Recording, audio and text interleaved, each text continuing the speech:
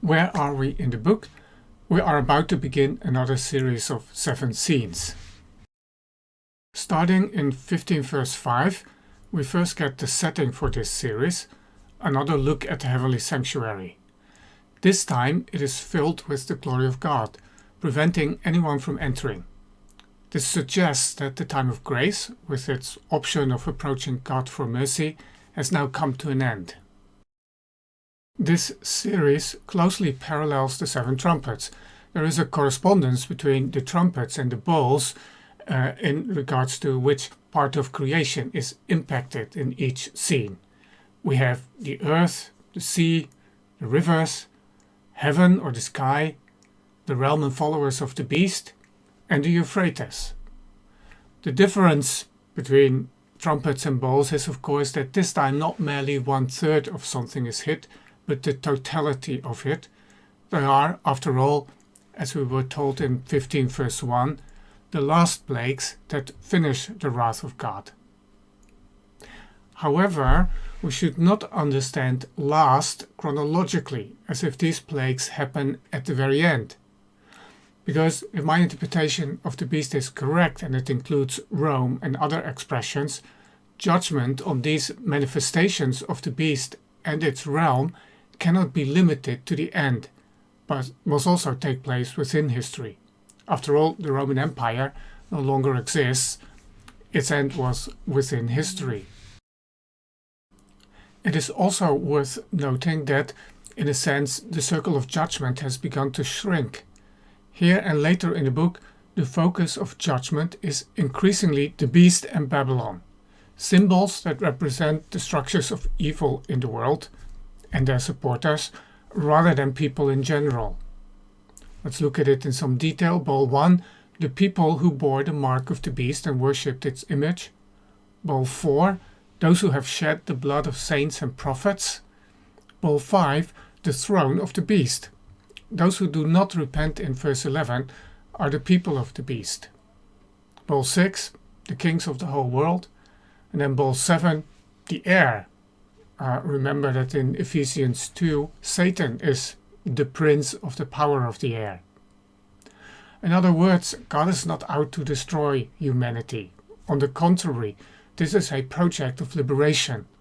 Liberation from oppressive and exploitative systems and rulers. Evil gets its due, its payday for the destroyers of the earth, but this is a necessary step to save humanity. The 7 bowls do not convey specific information, predicting a sequence of events still in the future. It's the overall impression that counts. God deals with evil and with those who oppress his people. For this reason, I won't comment on every scene. However, I do want to make a few points. I said that these plagues parallel the trumpets. They also mirror the plagues in Egypt, as shown here. Sores or boils, that's plague number 6 in Exodus. Water turned into blood is plague 1, the first one. Darkness is plague number 9. Frogs is plague number 2. However, in Revelation, the plagues become grotesque when taken literally. Imagine, for instance, all the water of the sea turning into the blood of a corpse, as in 16 verse 3. Or, with the 3rd bowl, all the potable water, all the sweet water on the planet turned into blood.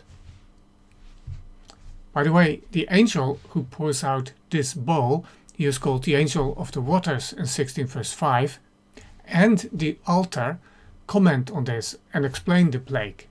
It is because they have shed the blood of God's people that they are given blood to drink. The punishment fits the crime. This answers the question of the martyrs in chapter 6, verse 10. How long before you will judge and avenge our blood on those who dwell on the earth? In chapter 6, these martyrs were located under the altar. It is therefore fitting that this altar now speaks and affirms God's justice. Later, in 19 verse 2, as part of the victory celebration over the fall of Babylon, this statement is made: He has judged the great prostitute and has avenged on her the blood of his servants. This answers the question in full. It's only in 6 verse 10 and 19 verse 2 that this verb, to avenge, appears in the book of Revelation. In scene number 6, things once again happen at the Euphrates, the easternmost boundary of the Roman Empire. The scene reminds us of the Persian king Cyrus, who came from the east and made the Euphrates dry up so that he could march into Babylon and take the city, putting an end to the Babylonian Empire in the year 539 BC. But it also plays with Rome's fear of the Parthians and their cavalry. At the same time, the scene shows us, once again, the final battle or war.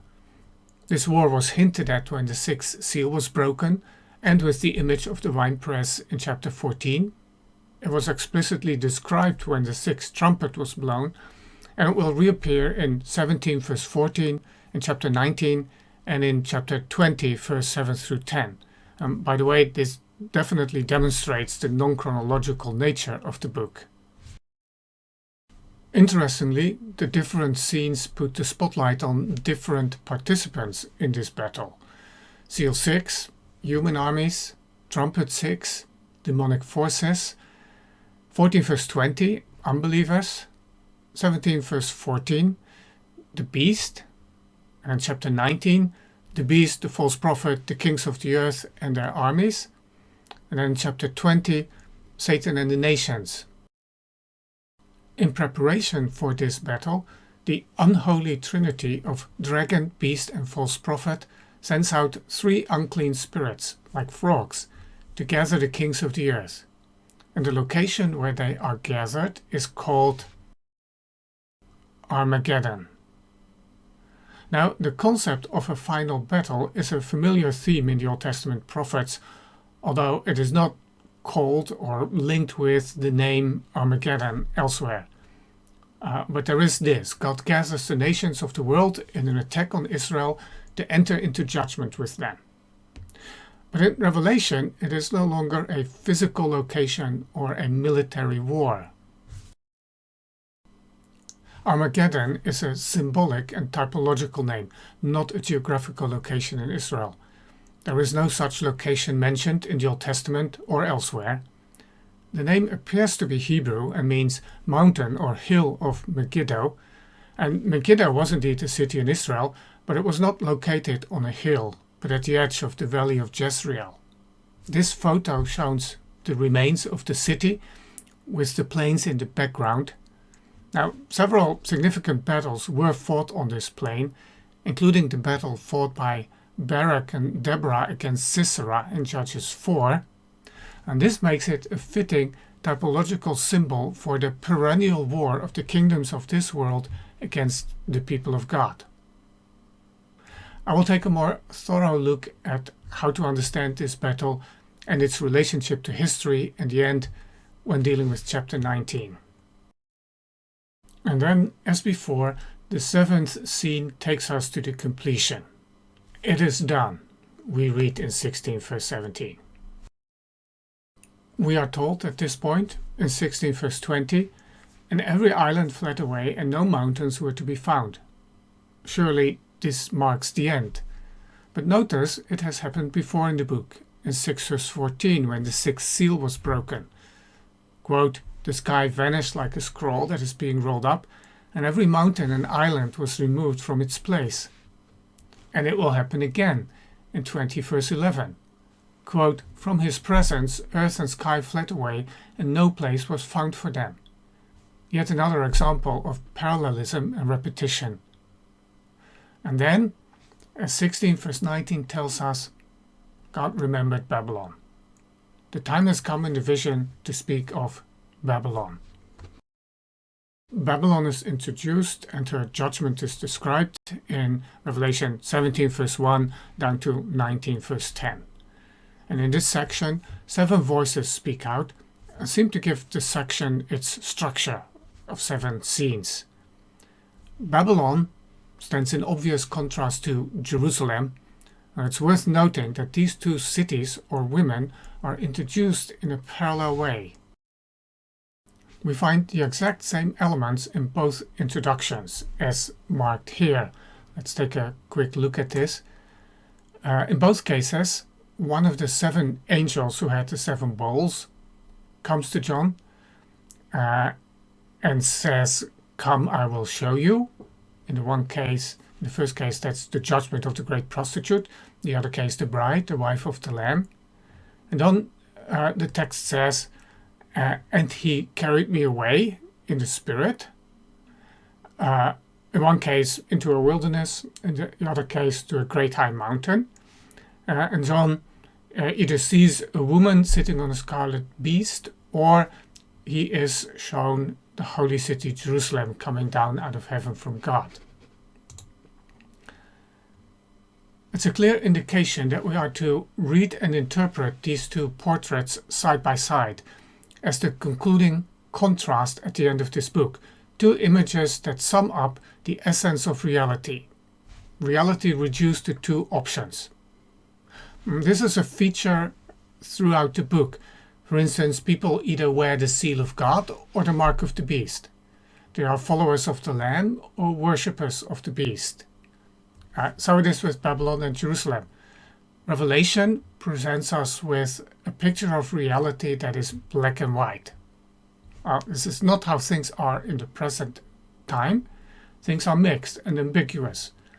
Nothing and no one in the world of humans is utterly evil. Nothing and no one is perfectly good. But ultimately, it's one or the other. Ultimately, there are only these 2 options. So, what does Babylon mean?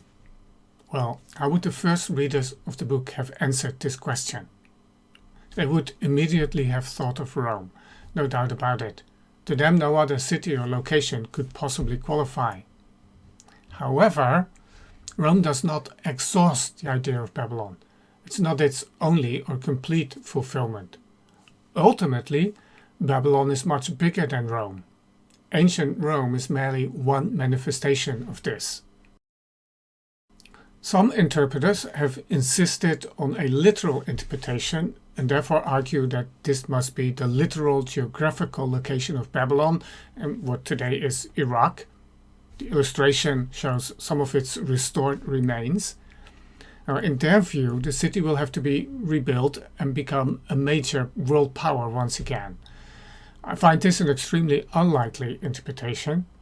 In this highly symbolic book, Babylon is bound to have a symbolic and typological meaning. Others understand Babylon as a religious force. Leaders of the Protestant Reformation recognized Babylon in the Roman Catholic Church of their day. Others have argued that Babylon represents the apostate church, or some sort of one world church or religion, uniting all false religions and believers together into a giant anti-church. I believe the evidence points in a different direction. Here are some things to consider. First, Babylon is built on 7 hills. 17 verse 9. This is what was said about Rome in the 1st century. It was a city built on 7 hills. And then she has dominion over the kings of the earth. Well, this was true of Rome, of course. And Babylon seduces through riches, splendor, and luxuries, not through false teaching or worship. Prostitution is an apt illustration or metaphor to use for what international politics, at its worst, can be like. Already in the Old Testament, prostitution is often used as an image. John simply reapplies a familiar image. Of course, this also makes Babylon the perfect counterpart to the pure and holy bride at the end of the book. Notice Babylon represents commerce and economic power in chapter 18, not religious power. And then, to top it all off, in 18 verse 24, we are told, "In her was found the blood of prophets and of saints, and of all who have been slain on earth." This clearly transcends Rome. It encompasses all of human history and slaughter. Last but not least, we should consider the Old Testament background of Babylon. It was the world empire that destroyed Jerusalem and the temple. More importantly, it was the location of the Tower of Babel in Genesis 11, where humanity collectively rebelled against God and declared its independence. I therefore propose the following interpretation of Babylon in the book of Revelation. Babylon is, first of all, the economic and seductive power of Rome. But ultimately, it is human civilization in rebellion against God. As such, Babylon is not a geographical location. It is not something we can point out on the map. Something of Babylon is everywhere. Before we move on, a few comments on the description of the beast in chapter 17. That the beast was and is not, and is to rise and go to destruction, verse 8, is sarcasm. Notice how this is parallel to and differs from what we are told about God as the one who was and who is to come. The beast cannot match this. The interpretation of the 7 heads as 7 kings is one of the most difficult statements in the book. There has been much debate about it, but there is no agreement as to what it means. Attempts to link the heads with individual emperors do not lead to a satisfying solution. There is no reason why any one emperor would be the beast. More likely, the 7 do not carry a specific historical reference. Evil in the form of oppressive government power has its fullness of manifestation, both in terms of individual rulers or kings and in terms of successive empires. Let's remember that the dragon has 7 heads as well. The same may apply to the 10 horns or kings. They are sometimes understood as the rulers or governors of the 10 senatorial provinces of the Roman Empire, but they may just as well simply refer to the next level of government, giving its support to the oppressing tyrant. Or they may be identical to the kings of the earth elsewhere in the book, who also oppose God's Messiah. In chapter 13, verse 4, people asked, "Who is like the beast, and who can fight against it?" Chapter 17, verse 14 answers the question. Back in chapter 13, verse 7, the beast was allowed to make war on the saints and conquer them. Here, in 17, verse 14, the beast makes war on the Lamb, and it is the Lamb that conquers, and those with him, who are called and chosen and faithful. This phrase refers to believers. After all, believers are called and chosen and hopefully faithful. It's crucial to recognize that it is not just Jesus who conquers the beast, but also we as believers who are with him. The church participates in bringing God's ultimate victory about, and it does so through suffering and faithful witness. This picture shows Babylon today, the literal geographical Babylon in Iraq. Now, I won't discuss the remainder of this long session on Babylon. It describes Babylon's judgment in terms almost entirely borrowed from the Old Testament prophets, especially oracles against Babylon and Tyre.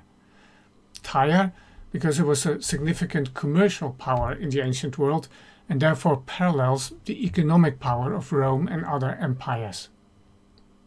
And whereas on earth certain groups of people lament the fall of Babylon, in heaven there's a victory celebration.